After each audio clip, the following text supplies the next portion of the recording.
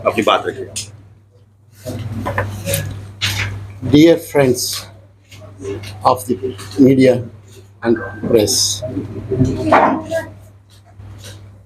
I am not in a position really today to speak to you. 7 years have passed in jail, and in these 7 years, my health deteriorated without any medical treatment, and because of that, I am not able to. I'm not in a position to sit or even lie down. There has been no medical treatment, no proper medical treatment, and no health issue was addressed properly. And I am out today. I'm a free man. But I came out from the prison in such a condition that today I am not in a position to speak to you at length. I will say only few words.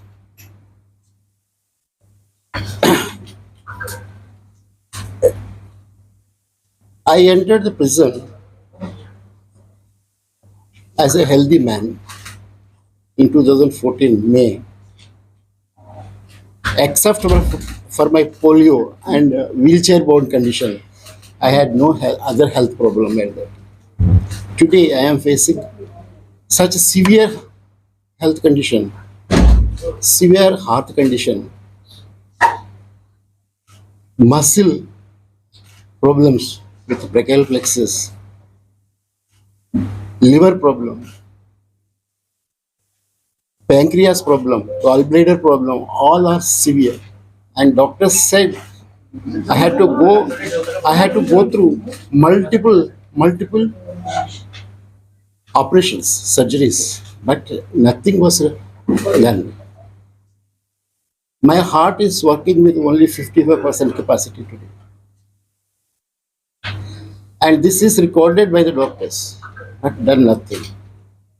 I don't know the reasons or why when the doctors declare that such serious health conditions are on several counts, but no active medical treatment.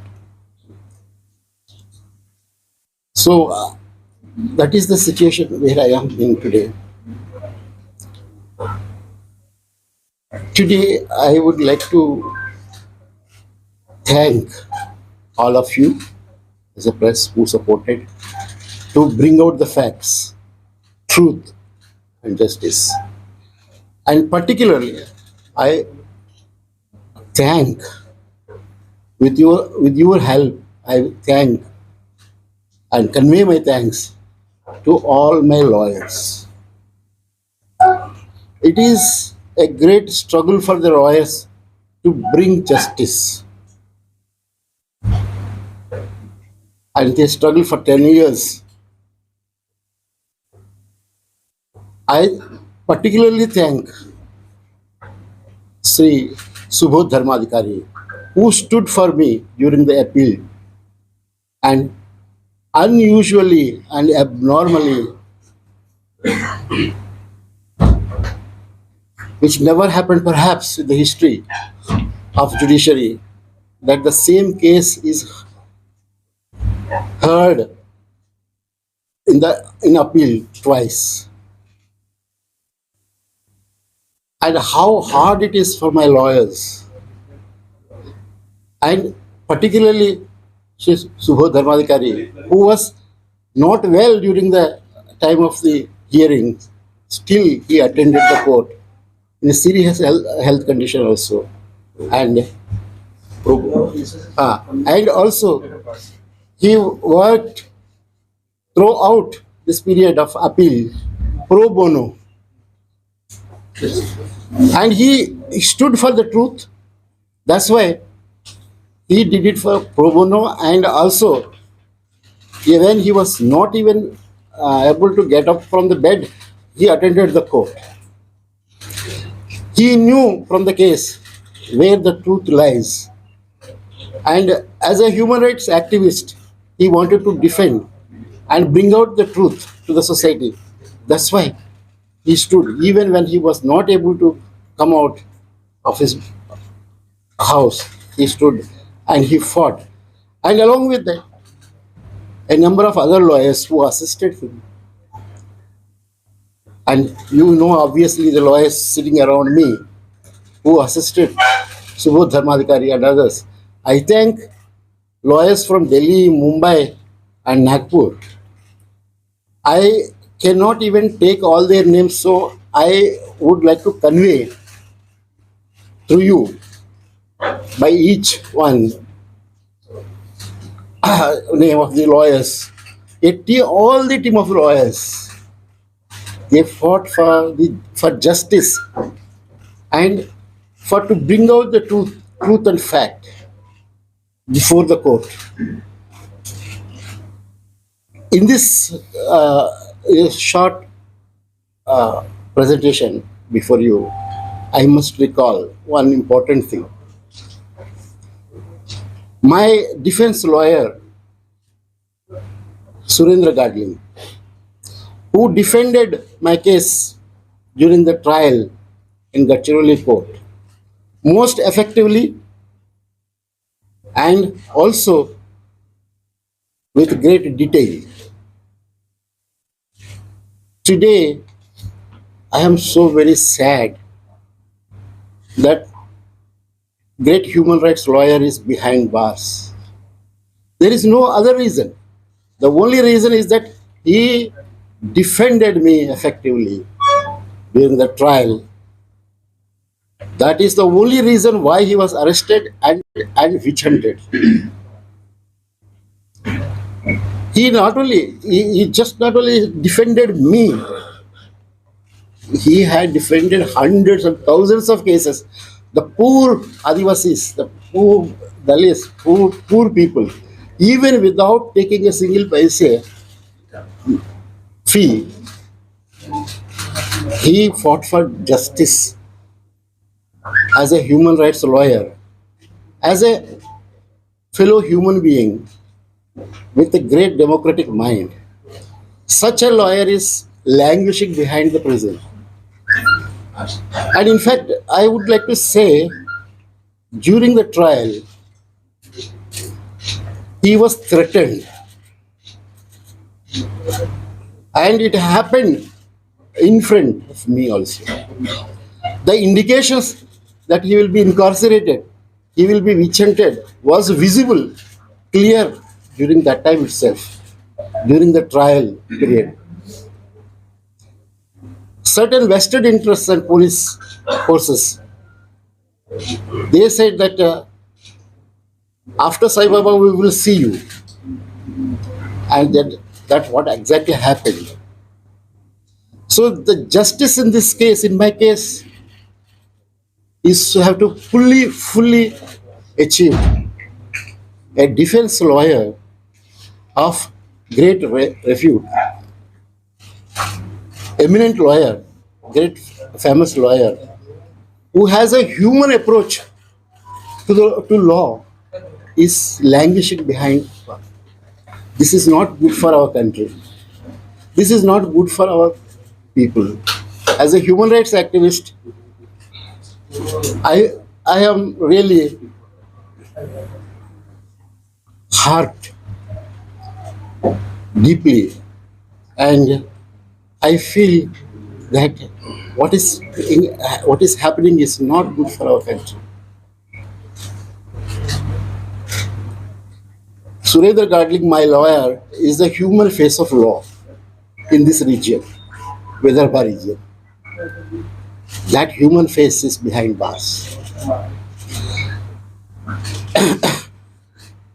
I would also like to thank media, the press.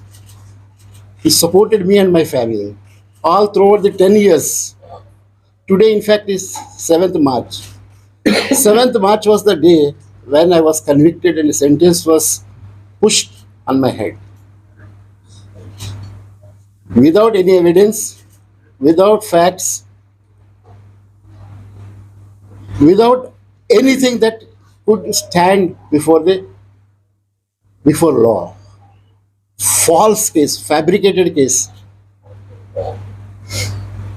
And today, you can see not once, twice, the higher judiciary confirmed that this case is without facts, without truth, without evidence, without any legal viable matter. Why it has been drawn for so long? 10 years. 10 years of my life and my co-accused life. Who will bring it back? As a professor, I was at the peak of my profession. 10 years loss of a public servant. I am a professor, I was a professor, I am a professor. A teacher is a teacher, where is jailed or outside or dismissed forcefully. I am away from my family. I am away from my students. I am away from my class for 10 years. 8.5 years of incarceration. That too rigorous and inhuman, brutal kind of life within the prison under cell. No accessibility. I can't move out of my wheelchair on my own. I can't go to the toilet. I can't go to take a bath.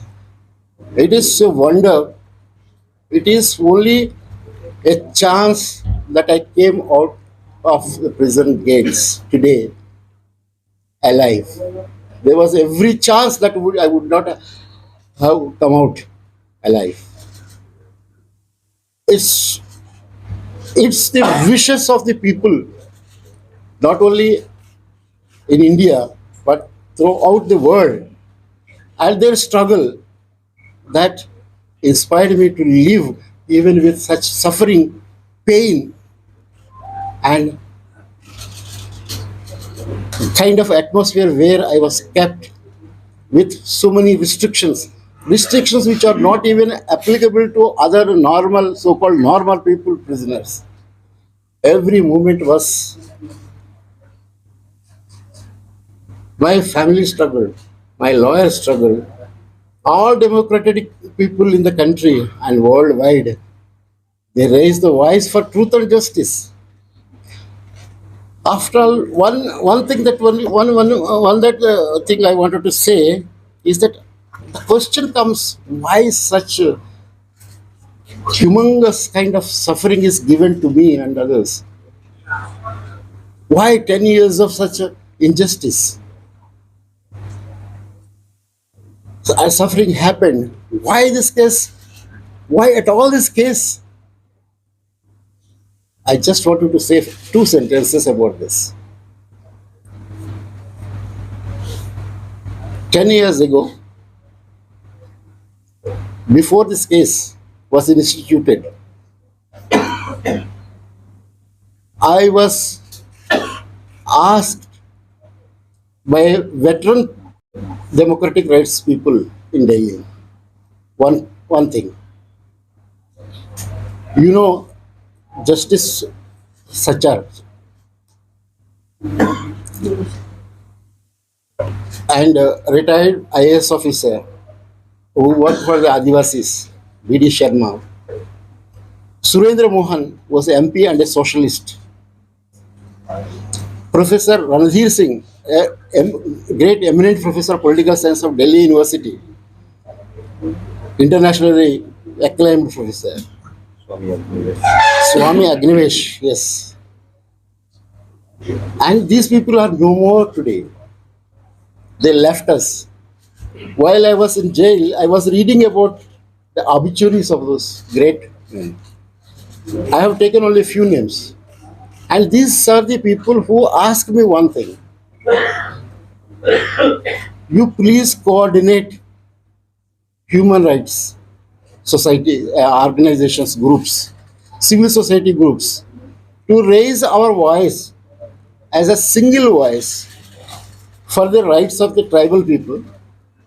At that time, there was Salva Judum, Operation Green Hunt going on, and the tribal people were crushed under heavy repression, and their lands were grabbed for mining and other things. What all these democratic people asked me to coordinate because they trusted me as a kind of a foot soldier who will bring a kind of a unity of all the democratic voices among themselves and among all of us to lead a kind of a platform of all the civil society groups and democratic groups, human rights groups, Dalit organizations, tribal organizations, and people, individuals, to raise consistently that the trouble and the threat to the life of Adivasis is a threat to the entire country and all of us. And we raise together the voice. Whichever may be the government of the day or anything, the state, the nature, they did not like this.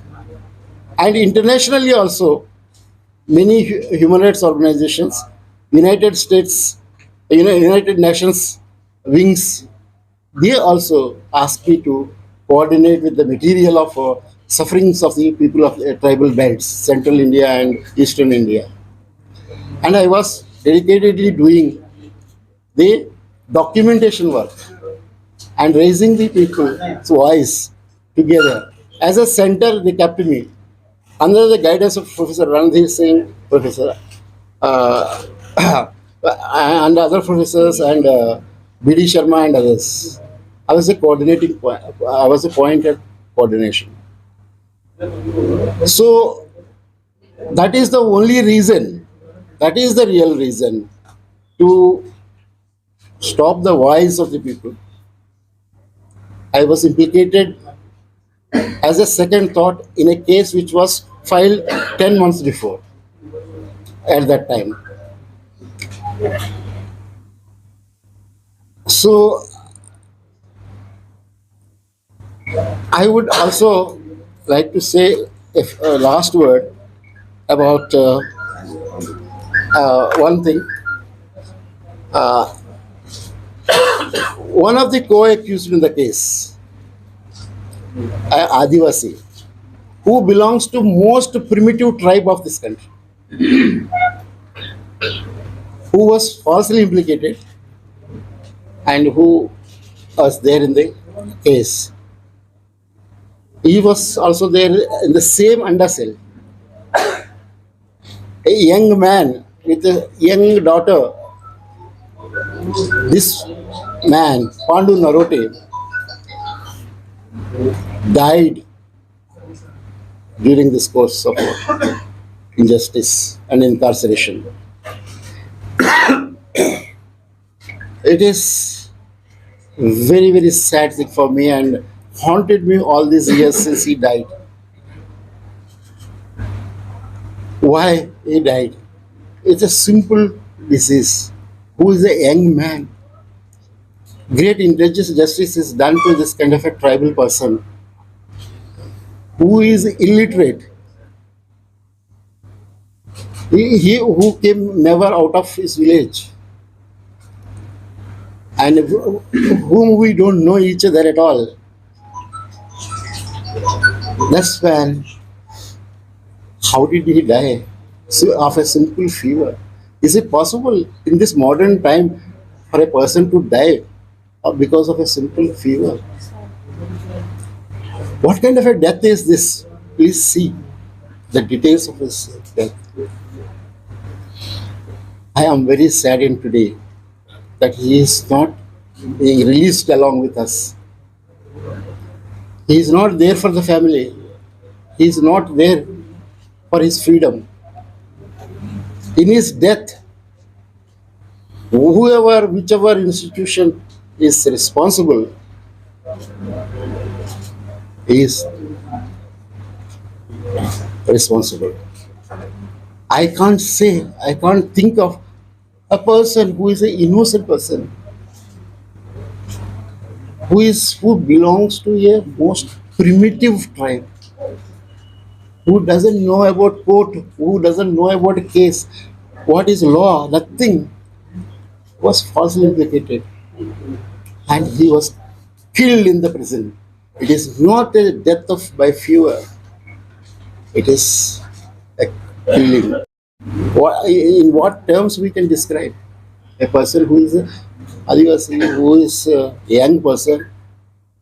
Normally, nobody can die like this without any reason or without anything. He died. And he died with handcuffs in the government hospital in front of my eyes. He was about to die. In the last moment, he was taken. So, I am not in a position to say more. You will be both shamed and understood. Yes, yes. Mr. Saigo, what will be your future position and are you going to sue the government? See, I wanted to say one thing. I am not well. I am not even able to sit properly, and I am breathless because of my heart problem. I will definitely would like to answer all your questions once I take at least the primary medical treatment. Will you continue with your activism protection for fight for the human rights? Or in 10 years, has anything changed for the tribals? Maybe you would like to fight elections even. See, I would say that if the Constitution of India is implemented at least 50%, the change will come definitely. I hope that. That kind of a hope I have. But if the Constitution of India is at least implemented in letter and spirit for 50% or even also, the change will be definitely. But the What is struggle your will view? continue. What is your The view on struggle the will High continue. Court observations while acquitting you? What is your view on the High Court observation while acquitting you? The one thing is that I have not gone through the judgment yet. And when I go through the judgment, I only can understand and tell you because there is no possibility in the prison. I came out of the prison just this morning and I haven't got a copy yet. I will go through it and tell you. Did you ever lose hope while in jail? Did you ever lose hope while in jail? Did you ever Will you ever lose lose hope? hope while in jail? See, hope is the only thing which made me survive and come out of jail alive. Will you continue your fight for human rights? Now, One question from here. See, the question is, should one continue the activism of human rights? It's a question for everyone, in the sense that every responsible citizen of this country should work for human rights. It's not anything special to me. Are you still in a position saying that if tribals are suffering? See, I have been in jail. I have little information of my outside world. But one thing I can say: the question of tribals, the question of Dalits, and the question of minorities is the question that is in front of us more sharply today. you plan to if just you would you like to contest elections if possible? If given a chance, I am not able to understand. would you? He says, contest will elections if you contest elections if you are given a chance? So that was the See, you have asked a big question. That kind of a question can be answered only when the person is taking breath, and after having a kind of a space to think about, and also have good health. Anything on the Bhima Kauragar accused, the activists still have to be still remain behind you. Other than Whatever I have said about Surendra Gadling, my defense lawyer, applies to all the other. And how What do you have to Okay. say about the allegations level against you? That were level against you. That the High Court, the higher judiciary has already cleared it. and any change in any physical increase in But there's physical no more questions. impairments after No more questions. No more questions. the physical condition. I'm He talking this is needs outwardly I rest meant to. and we are Outwardly, how was your physical condition? But impact before and after jail. maybe your hands, your Yes. Today I am living with only single hand. My legs are affected polio. I cannot stand. I cannot walk. And because of the incarceration in this case, the left hand is also affected. And today I have to live with only one right hand. You can imagine my health condition and my physical. I can't even move to the bed. I can't even move to the a toilet seat. See, I thank all of you. I, with great respect for the Nagpur press, I accepted my lawyer's request. Though I am not in a position to address, I have gathered my strength and I have taken my breath for a short while to address you. And I have great respect for you as a kind of a person. And then I'm thankful to your support. That's why I came before you, even though I am scheduled to leave immediately to go to the hospital and see my doctors.